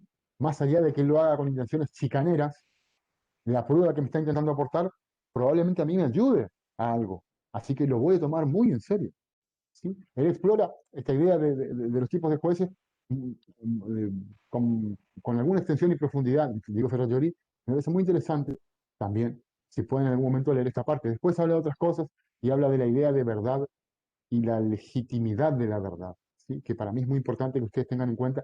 Por lo menos esto le resumo de esta manera en el minuto que queda. Él dice, ¿cómo construimos la verdad? A partir de las pruebas. Perfecto, estamos todos de acuerdo con eso. Ahora, cuando intentamos aplicar eso, la cosa se complica. Lo que él nos dice, lo que él dice que nos tiene que quedar claro, es que los conceptos eh, de democracia, fíjense a dónde va, democracia, consenso o unanimidad, ¿sí? Lo que todos quieren, lo que la mayoría quiere, nunca, nunca es un criterio de verdad. Entonces, esto traído a planos más concretos, ¿qué significa? Por más que todos los canales de televisión, todas las radios y las 25 marchas pidan la absolución o la condena de alguien, no es un criterio de verdad, ¿sí? Nunca el consenso construye por sí mismo verdad. La verdad se construye a partir de la cognición, el conocimiento de las pruebas. De modo tal que si yo realmente quiero respetar la verdad, ¿sí? Que tiene que ser controlada por las partes, y cumplir con mi trabajo de juez, cumplir con la garantía jurisdiccional, yo tengo que llegar a la verdad, ¿sí? Construirla a partir de lo que las partes me presentan y tengo que tomar una decisión a partir de esa verdad, independientemente de que sea una de verdad consensuada o no. Que todos estemos de acuerdo en condenar a alguien no transforma en verdad algo que puede no ser verdad, ¿sí? Eso es fundamental que ustedes lo entiendan. La verdad como garantía. A mí solo me pueden condenar si se demuestra como verdadero que yo hice lo que dicen que hice, ¿sí? Nunca, por más que todo el pueblo esté de acuerdo en meterme preso, el juez me puede meter preso si la prueba no le dice eso, ¿sí? Son los procesos de la sana crítica racional. Vamos a intentar develar un poquito mejor qué significa esto o traerlo a un plano de la realidad más concreto, que es esto de la sana crítica racional. Es la única herramienta que me puede llevar a mí a validar la decisión. ¿Sí? Por eso, dice él, el poder judicial o los jueces son y deben ser un poder eh, contrademocrático, usemos esa palabra, o antipopular. Ahora, en los últimos años, sobre todo el constitucionalismo empieza a cuestionar, digamos, que el poder judicial es el único no democrático, porque nos eligen a los jueces. ¿Sí? Y el razonamiento de Ferroturi lleva a decir, y está bien que sea así, porque si el juez hace lo que la mayoría le pide, la minoría siempre va a estar frita. ¿Sí? En ese sentido, él, a partir de la verdad construida, garantiza, ¿sí?, la protección de todos, mayorías y minorías. Insisto, si siempre los jueces van a hacer lo que la mayoría pide, estamos fritos. ¿Sí? Corto acá por la hora, chicos. Profe, Sí. Hoy que 10 no, viernes. Laura. Sí. Hasta la próxima. Bueno, a ver, en el grupo les aclaro, yo les voy a pedir ahora en el grupo les aclaro, ¿sí? Les paso dos cositas sobre lo que vamos a ver la semana que viene y una actividad vinculada con esto, ¿está? Buen fin de semana, Igualmente, profe. muchas tortas fritas y después mucha ensalada. Nos Fin vemos, de chicos. profe. Chao, Así será en profe. ese orden. Chao, chao. Chao, chao. Un abrazo, Chao, nos vemos. profe. Chao, chao. Chao, hasta luego.